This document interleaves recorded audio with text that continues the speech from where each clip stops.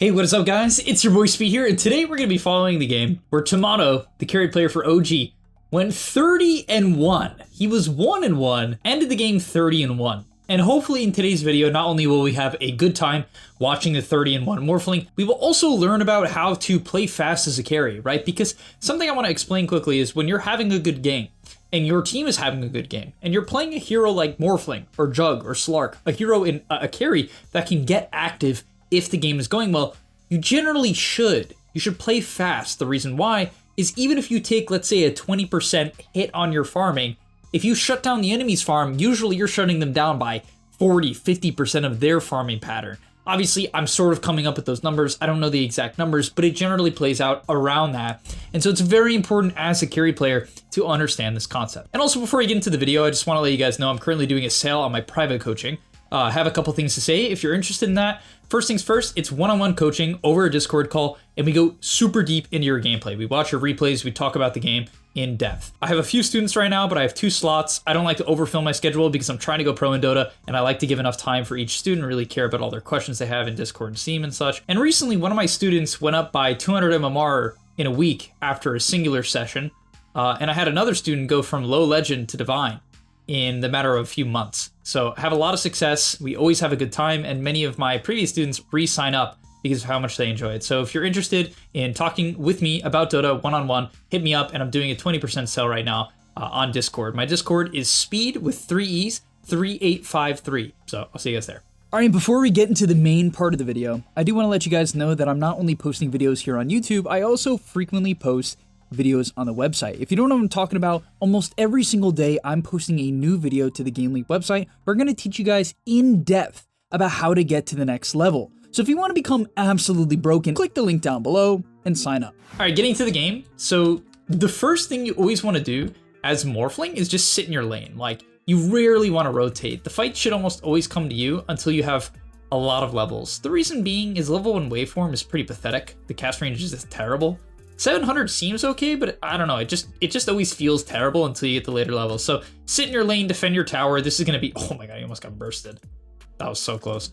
This is your best way to farm, and it's gonna be the best way to snowball. Fight breaks out. I think this is a pretty standard fight. I like that he kites, always lead the fight with W. And in the early game, like what you're gonna see from Tomato is that you almost strictly play around your W until the fight is clearly won, because you can't actually get burst on this hero. You have to be careful. He's only waveforming in there because clearly the enemy team got outplayed, the Wukong's expired, the Ravage was used, and so he's able to commit in and get the kill. Now, his first major TP of the game is to mid, and I will say if there's any lane I recommend TPing early game, it's to mid. I would almost always advise against TPing to your off lane as the carry, and the reason why is if you TP here and your carry still wants to farm the lane, you end up in a really weird spot where one of you guys has to burn a lot of mana hitting the portal. It can get very, very clunky. It just doesn't really feel good from my experience, where mid TPs are a lot more justifiable because, right, you only have to use the TP mana, which you would have to use bottom anyway, and you can walk back to your lane. So you don't take farm away from your mid laner, you don't grief someone's lane by stealing all their CS generally. You can just go back to your lane if needed. Now this game is really, really easy, and so he's hitting the mid tower. This is a luxury that very few carries have. Morphling is one of the only heroes that can do this near alone. I mean, he has Disruptor behind him, but because you have waveform and attribute shift, as well as the fact that they are just owning the game, he has the luxury to do this. But from there, he's stomping 5k ahead, and you have a lot of options, right? A lot of people be like, oh, let's run at the sniper, let's dive, we're winning all the fights. Oh, I'm gonna invade their triangle. And this is where most people would grief their games. They're gonna overplay their hand. It's still important to hit timings and play timings even with a strong lead.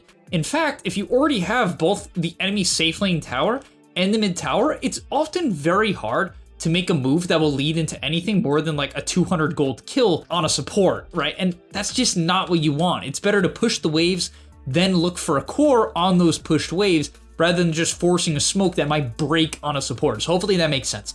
Instead, he's gonna hit the back jungle, right? These camps are the shit camps. It's the Mighty Mind camps, but it's fine, right? As the carry, it's okay to hit the shit camps in the early game. He gets gone on, reacts with the strength shift, nothing new. Terrible Ravage from Ace, to be honest. And at this point, if the fight continues on, he can chase. I'm a little surprised he hit the wave at all. I always recommend, guys, if a fight is breaking out, just give up the CS. Unless it's like 4 low HP creeps, then maybe you should like last hit them all. It's potentially worth it, but for like 1 CS, just show up to the fight. It's better to get there early on time, and he gets a double, which is huge. After that, he makes another TP to the mid lane, and I will admit, I love this TP. I saw this play, and I'm like, I think this is one of those TPs that really enables players like Tomato to be super, super high rank. I mean, just so you guys know, this guy is ranked 36 in Europe. I think that's well above 12K. And I think TPs like this are really important when the game is going well because no one's farming mid. So not only are you getting a nice creep wave, and to be fair, he could push in top wave. And I do think there's an argument to be said that he should push in top wave and then push in this mid wave. And the reason why I think that is actually better in this exact case is because of the fact that there's nothing threatening him in this game. There's literally no way he can die. I'm pretty certain, unless Monkey King has Diffusal, which he does not, then he's not gonna die. So he could have probably taken 2 waves, but the reason why the mid TP is so good is it allows you to do anything. If you're owning the game, guys, the best way to play fast that I am currently aware of is to push in a side lane as far as you can because you're having a good game, you're probably strong, and then TP mid. Whether or not that TP mid is to farm or to smoke, it's the best because it allows you to go anywhere. It makes you very hard to read on the map. It allows you to find anyone on the map. You can see he's going to walk into the enemy triangle, and this is what I'm talking about. The game's going well. His team is pushing up. They've gotten all their waves in, and so now that they have all the waves in, they can now look to make these aggressive plays. He's going to farm up the enemy triangle here. Maybe could have tried on the Rubik if he didn't waveform away, decides to farm back towards top. So once again, not forcing anything crazy. I think a lot of people get way too aggressive. Way too aggressive. I mean, I like getting aggressive, but they get way too aggressive when they're winning the game. Instead, pushing the waves, fight breaks out, he can join in, right? He's a DPS hero. He's not a setup hero. I mean, to be fair, he could turn into like Tusk or something, but yeah, snags a nice double. And it's great, right? Notice how he didn't farm this camp. He didn't farm this camp. He didn't farm this camp. He farmed this wave, this camp, this wave, and that allows him to be as close as possible to this triangle fight, right? Not going to this camp, not going to this camp. A lot of bad carry players, they will farm this camp, this camp. And when you're winning the game and your team is playing up on the map as the carry, it is your responsibility to come forward to the vision, farm to the vision. Well, as I said in the beginning of the video, sacrifice 20% of your farm for the, I love this, he builds Jingu with the stolen Monkey King to kill the Tide. It's really good against Tide because Tide reduces your base damage, which like destroys Morphling, but Jingu isn't that. But yeah, sacrificing 20% of the farm for shutting down the map. Takes the tier 1.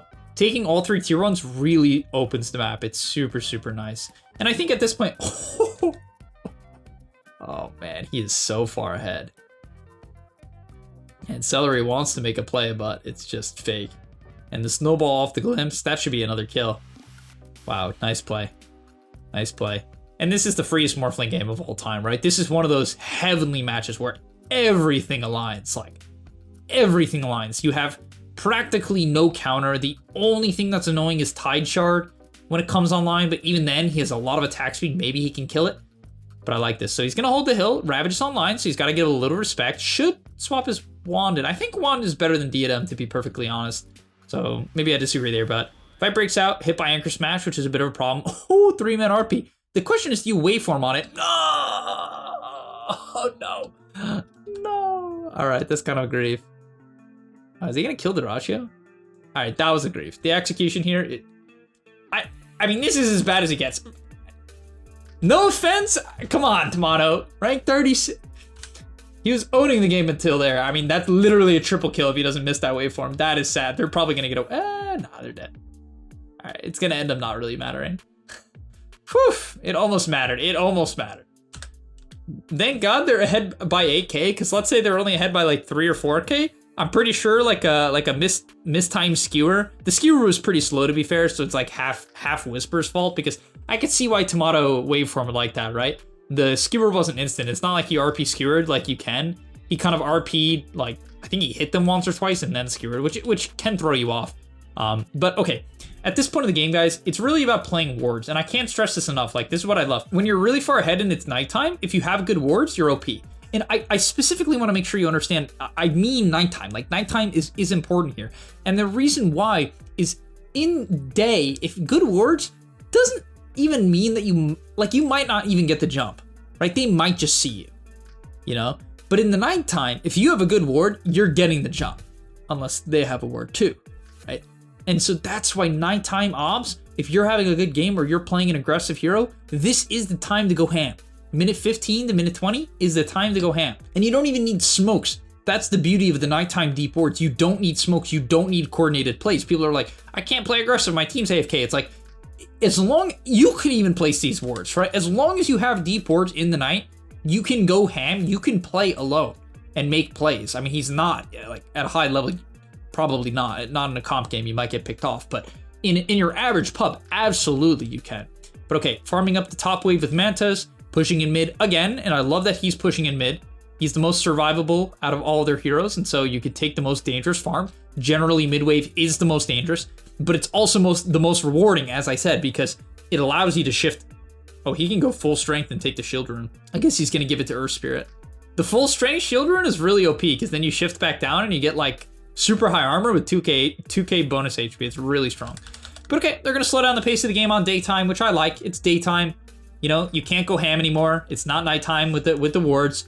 I mean, you can, but you're gonna have to use smokes. It's way better when it hits daytime, if the game is snowballing, to take Roche at this 20-minute mark and just take the tier 2s, because once again, once it hits day, it's a lot harder to play faster. It's not that you can't, but it's harder. And this is something I don't even think every pro team thinks about what I'm teaching here. And so it is good knowledge, guys. Like, this is the type of thing that you should think about as a carry player. If you're trying to get to a really, really high level, like, am I making plays when it's dark with good wards? I mean, in general, just play wards. Like, don't overthink it too much. But yeah, like, just play wards first off. But okay, they flipped the map, which I think is fine. I think as long as you're aiming for a tier 2, you have the right idea. Like, you're as long as you're pushing in a lane to a tier 2 when you have this. Oh my god, the mag almost died. But okay. And look where his team is. I want to know what he's doing here and where his team is. The mag is in base, Earth Spirit's bottom, Disruptor's in triangle, so is Bane. So he takes defensive Ancients, and then he's out. Once again, you couldn't even hit that creep wave if he wasn't having a god game with a god matchups. So he couldn't hit the wave in the average game, but still, right? I love how he takes those top Ancients, waits for his team to move up, TP's mid, and his team connects all at the same time. Oh my god, this tide is dying. Just dying to Morphling, which is supposed to be a good matchup. Oh, Horn Toss on a sniper, shift up, kill, Monkey Wukong. Honestly, he turns into Monkey King a lot this game. I mean, Monkey King's a decent shift. It's a decent shift because you get a stun and you can use the mobility later on. But I will admit, I think something like Tusk is actually more reliable. Like the shards and the tag team with Morphling is like kind of insane because you put the tag team on yourself essentially. But oh, beautiful execution. And I love his items. I love how he bought the Dragon Lance and then went Conda. It's like no greedy items, and he's buying Pike next. Like I fully agree. I think when you're snowballing this hard, there's absolutely zero need for a damage item. Just buy stats because you're unkillable in an unkillable Morphling game. Double down on that, and you can just be anywhere, and you can cut off anyone, right? You're gonna take all the farm, all the space, be completely obnoxious as long as you buy stats in a game like this, right? Because you're gonna hit the timings faster because these items either have build up, like Conda, right, has multiple components that Morphling likes, Phylactery and the Chrysalis, or Pike in the Dragonlance or Force Staff. Obviously in this game, it was early Dragonlance for fighting. Pike online, Aegis, waiting for his team to get in position. He knows that they're bottom. I mean, Gaiman is so desperate here. No Ravage and they're smoked. I mean, Ace is trying to force the issue, but I mean, when your Tide is getting soloed, when Tide gets soloed by Morphling, the game is over. Like, this matchup is supposed to be pretty annoying for Morphling, and I mean, it is obviously the furthest thing from it, but yeah, with Aegis beat Chad though, guys, I mean, the message here, it is important. When you have Aegis as a carry, don't bait your team into some stupid area where like the enemy team has a high ground ward and you don't see anything.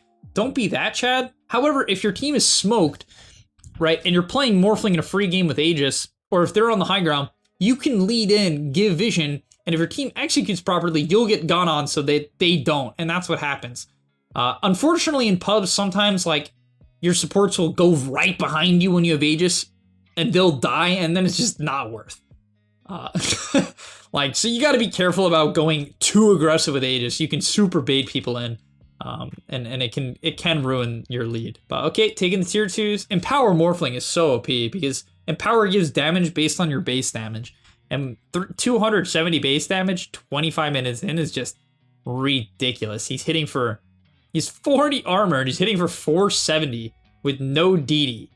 I love how he ships out 3 mangoes here. Can't stress this enough. Love it, love it, love it. He doesn't even end up needing it because the Aegis expires, but I love it anyway. And he's thinking about hitting high ground here. It's still a little bit hard. At the end of the day, it's a sniper. I think they should be content. Yeah, I was going to say, even with being 18-1, it's okay to just wait for the enemy team to leave the base. And there you go. They leave the base. And that's why I can't stress this enough, guys. If you're a carry player, don't go high ground if they have good high ground defense. Just don't. Just farm. Unless it's like 50 minutes in and it's megas and you're going to all in and click BKB. Just be patient. Get a pick off. Smoke up the hill. Wait. Just wait. The enemy team will probably leave the base. Just wait. Literally just wait. Is Gaiman actually gets a kill, but he's going to try to 1v9, turning into Monkey King again. What an RP. It was actually probably not that needed, but... Okay, jumping in here. Nice Ravage. I mean, this actually puts him in a really weird spot. Great chain stun. I mean, this is so good from Gaiman.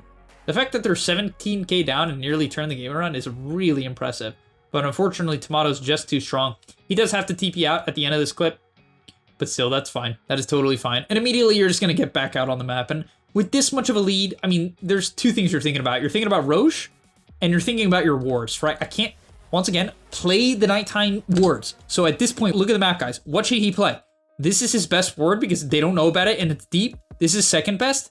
This is third best, right? And so you generally want to play to your deepest ward. That's where you're going to find kills pretty reliably when you're ahead. Or, you know, if you're top, if his whole team is top where Bane is, then this ward becomes your best because the enemy team is naturally going to shift away from you. So, you know, it's situational too, but on average, your deepest ward's your best ward is, oh, they're looking for the Monkey King. They're playing multiple split lanes at this point, which I think is fine. Oh, wow, they found him. What a cut from the Earth Spirit. Very, very nice. And with the Monkey King pick off, oh, and they find the Sniper. What does he have, Shadowblade? Oh, yeah, Shadowblade, he got out. That's huge. So with Sniper back in base, you once again, just wait.